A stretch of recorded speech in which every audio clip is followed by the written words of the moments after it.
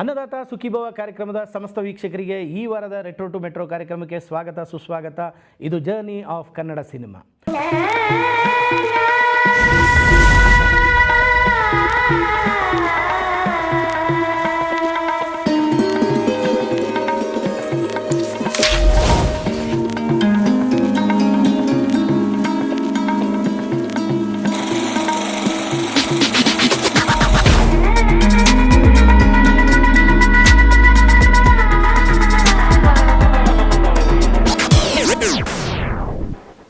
ನಾನು ಹಿಂದಿನ ಸಂಚಿಕೆಯಲ್ಲಿ 1950ನೇ ಇಸ್ವಿಯ ಏಕೈಕ ಚಿತ್ರ ಅಂತ ಹೇಳಿದ್ದೆ, ಅದು ಕಲಾವಿದ, ಅದ್ರ ಬಗ್ಗೆ ಮಾತಾಡಿದ್ದೆ. ಈ ವಾರ ನಾನು ಮಾತಾಡಕೊಳ್ತಿರೋದೇನು ಅಂದರೆ ಅದು ಏಕೈಕ ಚಿತ್ರ, ಜೊತೆಗೆ ಶಿವ ಪಾರ್ವತಿ ಅನ್ನೋ ಒಂದು ಚಿತ್ರನ ಕಟ್ ಮಾಡಿ ತಿರ್ಗಾ ರಿಲೀಸ್ ಮಾಡಿರ್ತಾರೆ, ಅದು ಮಹಾನಂದ ಚಿತ್ರನ ಅಂತಲೂ ಹೇಳಿದ್ದೆ. ಅದಾದ ನಂತರ ಆ ವರ್ಷದಲ್ಲಿ ಚಿತ್ರಗಳಿಲ್ಲ. ಆಗ ಏನು ಅಂದಾಗ ಈಗಿನ ವಿಷಯಕ್ಕೆ ಬರೋಣ, 2026 ವಿಷಯಕ್ಕೆ ಬರೋಣ. ಯಾರೋ ಮೊನ್ನೆ ಹೇಳ್ತಾಯಿದ್ರು ಏನು ಅಂದರೆ, ಸಾರ್ ನೋಡಿ ಸಾರ್, ಥಿಯೇಟ್ರಲ್ಲಿ ಸಿನಿಮಾಗಳಿಗೆ ಜಾಗ ಕೊಡಲ್ಲ, ಆದರೆ IPL ಮ್ಯಾಚ್ನ ಥಿಯೇಟ್ರ್ಗಳಲ್ಲಿ ಹಾಕ್ಬಿಟ್ಟಿದ್ರು ಅಂತ ಹೇಳ್ತಾಯಿದ್ರು. ಇದು ಇವತ್ತಿನ ಸಮಸ್ಯೆ ಅಲ್ಲ. ಯಾಕೆಂದರೆ ಅವತ್ತು ಥಿಯೇಟ್ರಲ್ಲಿ ಸಿನಿಮಾ ಹಾಕೋಕ್ಕೆ ಸಿನಿಮಾ ಇರಲಿಲ್ಲ. 1950ರಲ್ಲಿ 2 ಸಿನಿಮಾ ಬಂದಿರೋದ್ರಿಂದ ಅಕ್ಟೋಬರ್ ತಿಂಗಳಲ್ಲಿ ಏನು ಮಾಡ್ತಾರೆ ಅಂದರೆ, ಅಕ್ಟೋಬರ್ ತಿಂಗಳಲ್ಲಿ ಸಿನಿಮಾ ಮಂದಿರಗಳು ಖಾಲಿ ಇರ್ತವೆ. ಆ ಟೈಮಲ್ಲಿ ಕೊರಿಯಾ ಮತ್ತು ಅಮೇರಿಕಾದ ವಾರ್ ನಡೆಯುವಂಥ ವಾರ್ತಾ ಚಿತ್ರಗಳನ್ನ ತೊಗೊಂಬಂದು ನಮ್ಮ ಚಿತ್ರಮಂದಿರಗಳಲ್ಲಿ ಪ್ರದರ್ಶಿಸ್ತಾರೆ.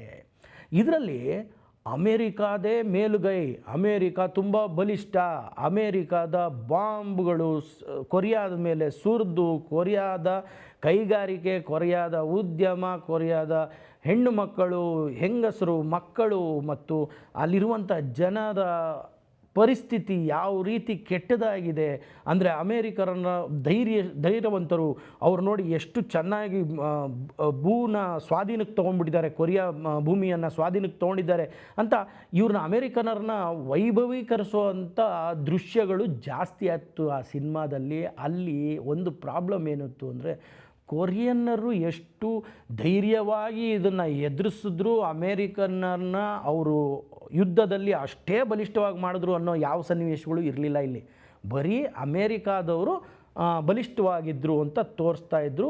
ಯಾರ ಮೇಲೆ?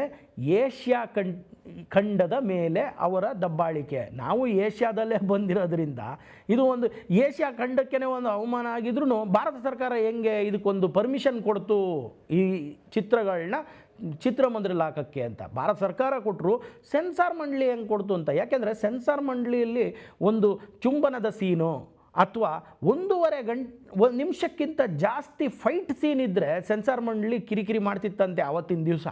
ಇರಂಗಿಲ್ಲಪ್ಪ, ಇದು ಜನರ ಮೇಲೆ ದುಷ್ಪರಿಣಾಮ ಬೀರುತ್ತೆ, ಇದು ಕೆಟ್ಟ ಪರಿಣಾಮ ಬೀರುತ್ತೆ, ಆದ್ದರಿಂದ ನೀವು ಈ ಥರದ್ದೆಲ್ಲ ಇಡಂಗಿಲ್ಲ ಅಂತ. ಆದರೆ ಇಲ್ಲಿ ನೀವು ವಾರ್ನೇ ತೊಗೊಂಬಂದು ತೋರಿಸ್ತಾ ಇರಬೇಕಾದ್ರೆ ಅದರಲ್ಲಿ ಬಾಂಬಿಂಗ್ ತೋರಿಸ್ತಾ ಇದ್ದೀರಾ, ಅದರಲ್ಲಿ ಗಾಯಾಳುಗಳನ್ನ ತೋರಿಸ್ತಾ ಇದ್ದೀರಾ, ಅದರಲ್ಲಿ ರೈತರು, ಹೆಣ್ಣು ಮಕ್ಕಳು, ಚಿಕ್ಕ ಪುಟ್ಟ ಮಕ್ಕಳು ಸಾವನ್ನಪ್ಪಿರೋದನ್ನ ತೋರಿಸ್ತಾ ಇದ್ದೀರಾ. ಇದನ್ನೆಲ್ಲ ಮತ್ತು ಕೈಗಾರಿಕೆಗಳು ಎಲ್ಲ ಬಂದಾಗೋಗಿದೆ, ಅವ್ರಿಗೆ ಯಾವುದೇ ರೀತಿಯಾದಂಥ ಒಂದು ಸ್ವಾತಂತ್ರ್ಯ ಇಲ್ಲ ಅನ್ನೋ ಥರದನ್ನೆಲ್ಲ ತೋರಿಸ್ತಾ ಇದ್ದೀರಾ ಅಂಥೇಳಿ ಇದು ಅಂದಿನ ಕಾಲದಲ್ಲಿ ಸೆನ್ಸಾರ್ ಮಂಡಳಿಗೆ ತುಂಬ ಅತಿ ದೊಡ್ಡ ಪ್ರಶ್ನೆಯಾಗಿ ಉದ್ಭವಗೊಂಡು ಇದು ಅಕ್ಟೋಬರ್ ತಿಂಗಳು 1950ರಲ್ಲಿ ಶುರು ಆಯಿತು.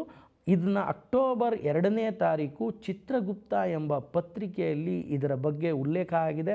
ಅದನ್ನೇ ನಿಮ್ಮ ಮುಂದೆ ತರ್ತಾ ಇದ್ದೀವಿ.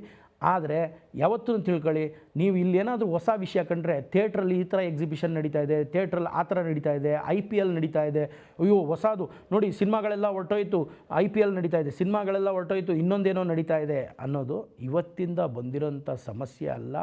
ಅವತ್ತಿನ ದಿನ ಸಿನಿಮಾಗಳಿರಲಿಲ್ಲ, ಆವಾಗ ಏನೇನೋ ಹೊಸ ಡಾಕ್ಯುಮೆಂಟ್ರೀಸು ಮಗದೊಂದು ಬರೋಕ್ಕೆ ಶುರು ಆಯಿತು. ಸೊ ಇವತ್ತಿನ ದಿನ ರೆವಿನ್ಯೂ ಯಾವ್ದು ಜಾಸ್ತಿ ಜನ್ರೇಟ್ ಮಾಡ್ತಾ ಇದೆ ಅಂತ ನೋಡಿಕೊಂಡು ಅದರತ್ತ ಹೋಗ್ತಾ ಇದ್ದಾರೆ. ಸೊ ಮುಂದಿನ ವಾರ 1950ನೇ ಇಸ್ವಿಯಿಂದ 60ನೇ ಇಸ್ವಿ ಅಂದರೆ ಒಂದು ದಶಕಗಳ ಕಾಲ ಚಿತ್ರರಂಗದ ಆಗುಹೋಗುಗಳು ಹೇಗಿತ್ತು ಅನ್ನೋದ್ರ ಬಗ್ಗೆ ನಾನು ಮಾತಾಡ್ತೀನಿ. ಅಲ್ಲಿ ತನಕ ಕೀಪ್ ವಾಚಿಂಗ್.